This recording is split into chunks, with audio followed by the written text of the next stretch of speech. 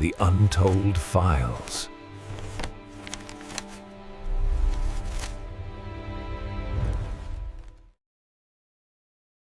July 8, 1948, 6:42 a.m.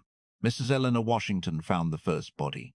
She was taking out her trash behind her building on 147th Street when she saw the small shoe. Brown leather, child-sized, sticking out from behind the dumpster in the alley. At first she thought someone had thrown away clothes. It happened sometimes. People discarded things they couldn't afford to keep. But then she saw the sock and the ankle, and she started screaming. The body was Tommy Jenkins, 8 years old. He'd been missing for 3 days. His mother, Ruth Jenkins, had reported him missing on July 5th, told the NYPD that Tommy had gone to the corner store on Lenox Avenue at 4 p.m. to buy milk. Never came home. The police had taken a report, filed it, done nothing. He probably ran away, the desk sergeant had said. These colored kids do that sometimes. He'll show up in a few days. Tommy didn't run away. Someone had taken him, kept him for 3 days. Done things to him that Dr. Vernon Hayes, the black doctor who examined the body, couldn't speak about without his voice breaking. And then that someone had dumped Tommy's body in an alley like garbage. By 8 a.m., half of Harlem knew. Word spread the way it always did in tight-knit communities. Through church networks, through neighbors talking on stoops, through mothers grabbing their children a little tighter. By 9 a.m., the NYPD had sent 2 detectives, white detectives. They looked at Tommy's body with the kind of detachment that said this was just another dead colored kid in a neighborhood full of problems. Detective Frank Sullivan wrote in his notebook, Negro male, approximately 8 years old, found in alley. Apparent homicide, no witnesses, no suspects. Mrs. Washington, who'd found the body, spoke up. What are you going to do?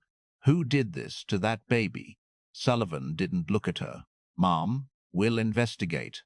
But without witnesses or evidence, there's not much we can do. These things happen in neighborhoods like this. These things? A child was murdered. We understand. But realistically, most of these cases don't get solved. Best thing you people can do is watch your children better. Keep them inside. Mrs. Washington wanted to scream, wanted to curse him, but she knew it wouldn't matter. The NYPD didn't care about black children, didn't care about Harlem. They'd file the report and forget about Tommy Jenkins. So Mrs. Washington did what people in Harlem did when the law failed them. She went to see Bumpy Johnson. July 8, 1948, 11:30 a.m. Bumpy Johnson was in his office above Small's Paradise when Mrs. Washington arrived. She was 73 years old, had known Bumpy since he was a teenager, had fed him when he was hungry, had prayed for him when he went to prison. She was one of the neighborhood elders, the kind of woman everyone respected. Illinois Gordon brought her to Bumpy's office. She was crying. Mr. Johnson, I need your help.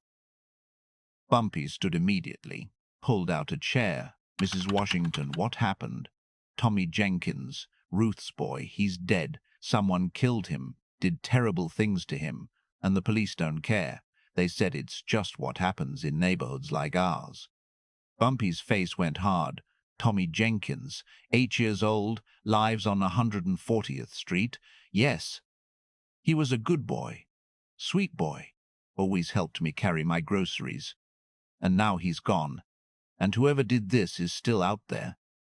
When did this happen? They found him this morning, but he'd been missing since July 5th. 3 days, Mr. Johnson. Someone had him for 3 days. Bumpy's hands clenched. Where's Ruth now? At home. Can't even speak. Can't even cry anymore. Just sitting there, staring at nothing. I'll handle this. Mrs. Washington looked at him.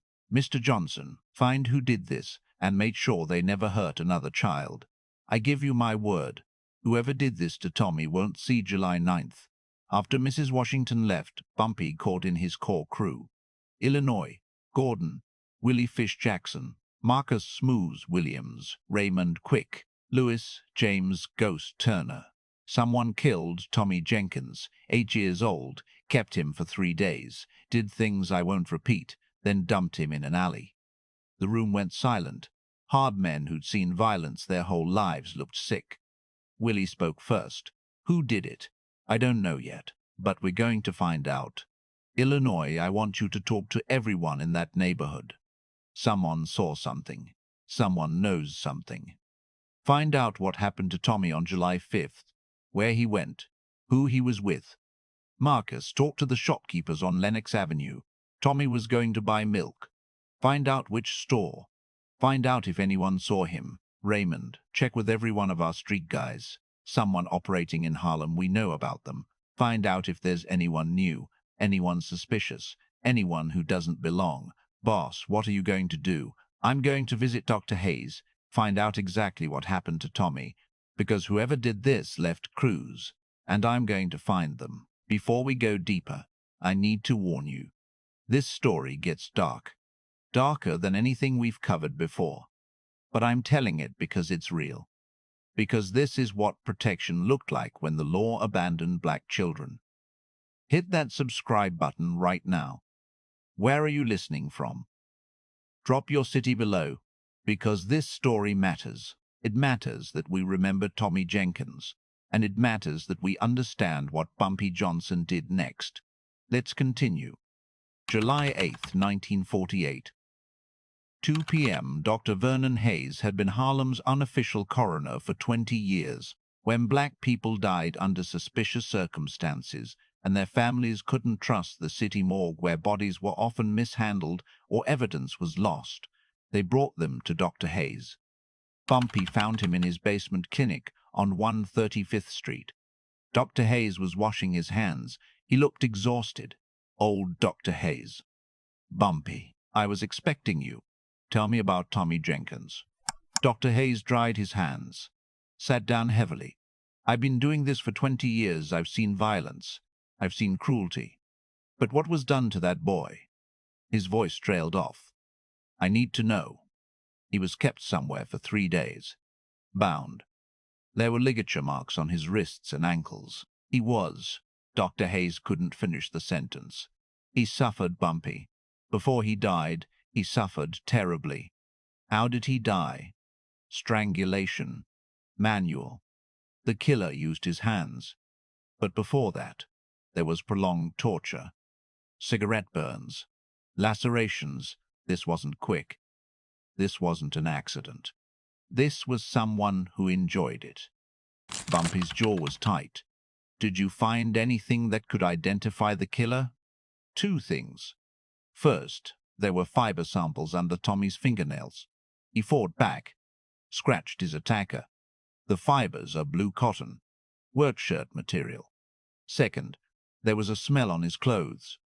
Motor oil and turpentine, like he'd been kept somewhere mechanical, a garage or workshop. Anything else? The ligatures, the rope used to tie him. It's marine rope, the kind used on boats or in shipping yards, not common in Harlem. Bumpy nodded. Thank you, Dr. Hayes. Bumpy, when you find this person, make it hurt. Make them understand what they did. I will. By 3 p.m., Bumpy's crew had gathered information. Illinois had talked to 37 people in the neighborhood. 3 of them remembered seeing Tommy on July 5th around 4:15 p.m. He'd been walking toward Lenox Avenue, and he'd been talking to a white man in a delivery truck. White man, Bumpy repeated. What kind of delivery truck? Blue truck. No writing on the side. One witness said the man was maybe 40, 45. Brown hair, work clothes. He was asking Tommy for directions. Marcus had checked the store where Tommy was supposed to buy milk. The shopkeeper remembered Tommy coming in around 4:20 p.m. He'd bought the milk, left, but then he'd come back 5 minutes later without the milk and asked if he could use the telephone. He looked scared, the shopkeeper said, like something had happened. But before I could ask him what was wrong, he ran out. I never saw him again. Raymond had checked with all of Bumpy's street operators. Nobody knew of any new predators operating in Harlem. But one of his guys mentioned something. Boss, there's a mechanic shop on 145th Street, near the river. New owner took over about 2 months ago. White guy. Keeps to himself. Name's Walter something. Walter Kemp. He's from somewhere else. Not from New York. Bumpy looked at Illinois. Blue work shirt, motor oil smell, marine rope, mechanic shop near the river. That's our guy. You sure? No, but we're going to find out. July 8th, 1948. Walter Kemp's Auto Repair was a small garage on 145th Street and the Harlem River Drive. Isolated. Industrial. The kind of place people only came if they needed cheap car repairs. Bumpy, Illinois, and Willie watched the shop from across the street. At 6:15 p.m., a man came out to close the garage door. White man. Mid-40s. Brown hair. Blue work shirt. Exactly matching the description. That's him, Illinois said. We don't know for sure. So what do? We watch. We wait.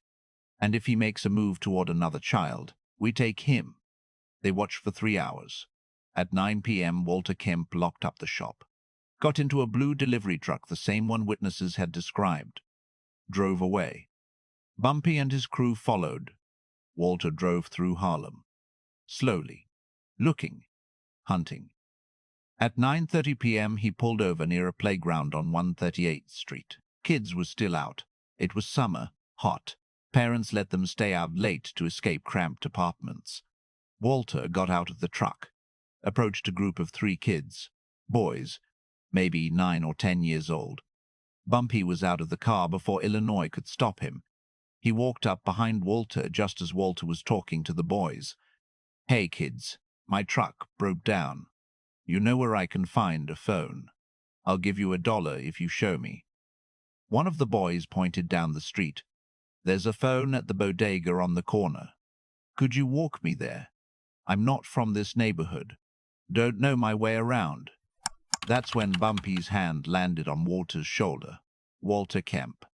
Walter spun around, saw Bumpy, saw the look in his eyes, and knew immediately. I don't know what. Yes, you do. These boys don't, though. So they're going to leave. Right now. The 3 boys looked at Bumpy. Every kid in Harlem knew who Bumpy Johnson was. Go home. Now. Run. They ran. Walter tried to run too, made it 3 steps before Willie tackled him. They dragged him into the alley. Illinois pulled the truck around to block the view from the street. In the alley, Bumpy stood over Walter Kemp. Tommy Jenkins, 8 years old. You took him on July 5th. You kept him for 3 days. You tortured him. You killed him. You dumped his body like trash. I don't know what you're talking about. I didn't. Bumpy nodded to Willie. Willie searched Walter's truck, found it in the back. A wooden box. Inside were things that confirmed everything. Children's clothing. Rope. Photographs. Terrible photographs. Willie looked at Bumpy. His face was stone. It's him, boss. He's got trophies. From multiple kids. Bumpy's voice was ice. How many? Walter was crying now. Please, please, I'm sick. I need help. I can't control. How many children? I don't know. 6, maybe 7. Over the years, different cities. I move around. I didn't mean to hurt them. Bumpy's punch broke Walter's nose. The man collapsed, blood pouring down his face. You didn't mean to hurt them. You tortured them. You killed them. And you are about to do it again. Please, I'll turn myself in. I'll go to the police. The police don't care. They don't care about Tommy Jenkins. Don't care about the other 6 or 7 children you killed. But I care.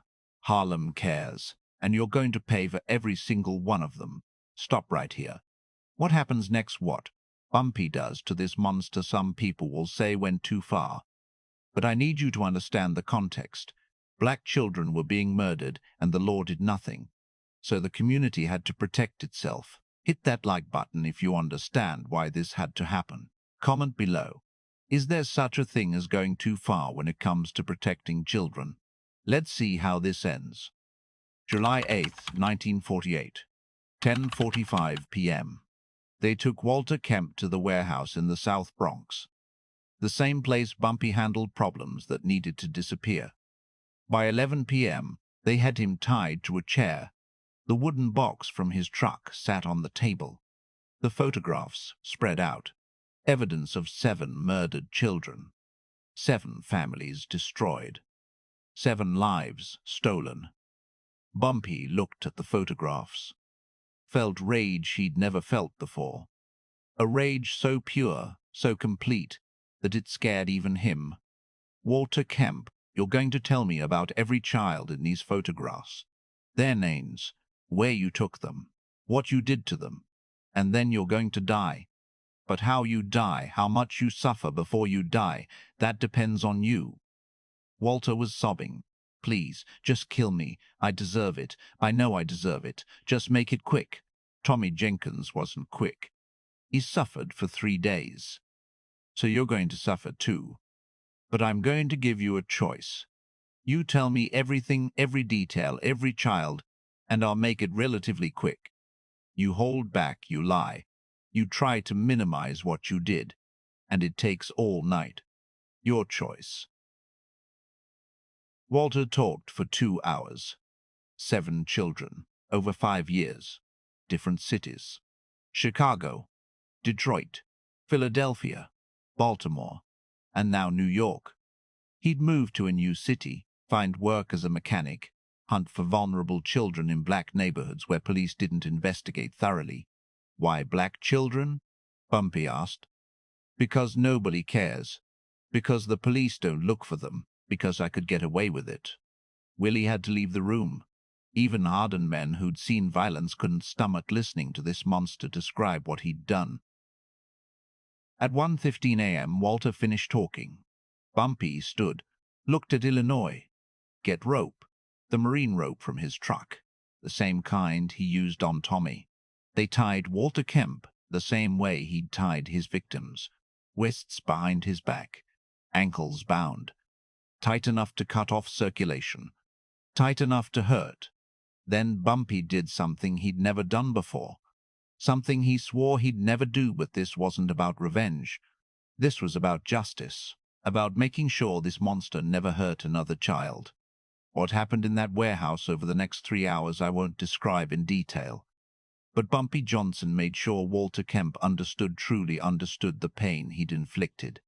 Made sure he experienced every ounce of fear his victims had felt. At 4:30 a.m., Walter Kemp stopped breathing. They wrapped his body in the same tarp he'd used to transport Tommy Jenkins. Drove to the Harlem River. Weighted the body with chains. Threw it in. Walter Kemp disappeared. Completely. No body. No evidence. No trace. July 9th, 1948. Bumpy Johnson stood outside Ruth Jenkins' apartment. He knocked softly. Ruth answered. Her eyes were empty, destroyed. She'd buried her son yesterday. Buried her only child. Mr. Johnson. Mrs. Jenkins. I wanted to tell you something. The man who killed Tommy, he's gone. He won't hurt anyone else. Ruth stared at him. You found him? Yes. Is he dead? Yes. Ruth was quiet for a long moment. Then tears started falling. Thank you, God forgive me, but thank you. Mrs. Jenkins, I also wanted to tell you that Tommy fought. Dr. Hayes found evidence that Tommy fought back. Your son was brave. He didn't go quietly. You raised a strong boy. He was going to be something. Going to college, going to be the first in our family to graduate. And now he's gone. Bumpy handed her an envelope. This won't bring Tommy back, but it's for the funeral costs. And for you. So you don't have to work for a while. So you can grieve. Ruth opened the envelope. Inside was $5,000 in cash. Mr. Johnson, this is too much. It's not enough. It'll never be enough. But please take it. Tommy deserved to be protected. The law failed him. I failed him. This is the least I can do. Ruth took the money. Did he suffer? The man who killed my boy. Did he suffer?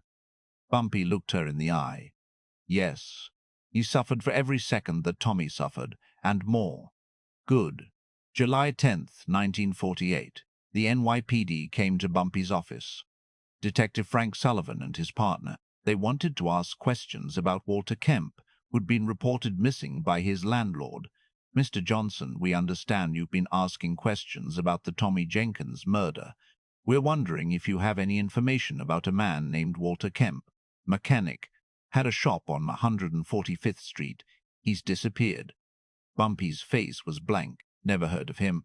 Really, because several witnesses saw you and your men watching his shop 2 days ago. I watch a lot of things, detective. Doesn't mean I know anything about missing mechanics. Sullivan leaned forward. Let me be straight with you. We know what you did. We know what you did. We know what you Kemp killed that boy. We found his shop. Found evidence. Photographs. Rope. Everything we needed to arrest him. But now he's gone. And we think you made him disappear. That's a serious accusation. It's not an accusation if we can't prove it. And we can't. No body. No witnesses. No evidence. Just a missing child killer and you asking questions about him. Bumpy met his eyes. So what do you want, detective? Sullivan sat back. I want to tell you something off the record. Walter Kemp was wanted in 4 other states. We got a bulletin from Chicago PD yesterday. They've been looking for him for 2 years. Connected him to 3 murdered children there. Detroit had him linked to 2 more. Philadelphia, 1. We were building a case, but it would have taken months. And in those months, he probably would have killed more kids. Your point, my point is, whatever happened to Walter Kemp, he had it coming. And I'm not going to look too hard for him. Neither is anyone else in the department. So if you know anything, keep it to yourself. And if you did something, good. Because the system was going to fail those children, someone had to protect them. After the detectives left, Illinois spoke. Boss, that was close. They know they just can't prove it. And more importantly, they don't want to. Sullivan's right. The system was failing. Someone had to step up. Do you regret it? Bumpy was quiet for a long time. I regret that it was necessary. I regret that we live in a world where monsters like Walter Kemp exist. I regret that black children aren't protected by the law. But do I regret stopping him? Do I regret making sure he never hurt another child? No, never. After July 1948, something changed in Harlem. Parents let their children play outside again. The fear that had gripped the neighborhood after Tommy's death, that paralyzing terror, that their child might be next, began to fade. Because word had spread. Not the details, not the specifics. But the message was clear. Bumpy Johnson had handled it. The monster was gone. Children were safe. Over the next 20 years, there were no serial predators operating in Harlem. None. Crime continued. Violence continued. But the specific horror of children being hunted that stopped. Some historians say it was coincidence. Say that predators naturally avoid areas where they might get caught. But people in Harlem knew better. They knew that after July 1948, a message had been sent. Touch Harlem's children, and you don't go to prison. You don't get a trial. You simply disappear. And the people who made you disappear didn't do it quickly. In 1950, 2 years after Tommy's death, Ruth Jenkins used some of the money Bumpy had given her to create a scholarship fund at Tommy's school, the Tommy Jenkins Memorial Scholarship, for children who wanted to go to college but couldn't afford it. Over the next 50 years, that scholarship sent 127 children to college. Doctors, lawyers, teachers, engineers, all of them carrying Tommy's name, all of them representing the future he never got to have. In 1998, 50 years after Tommy's death, his old elementary school held a ceremony. Ruth Jenkins, now 93 years old, attended. So did dozens of the scholarship recipients. A young reporter named Sarah Chen interviewed Ruth. Mrs. Jenkins, can you tell us about your son Tommy? what he was like.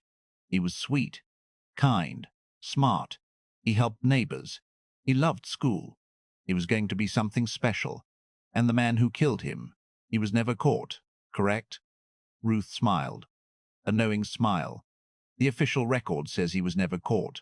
But between you and me, he was caught. He was punished.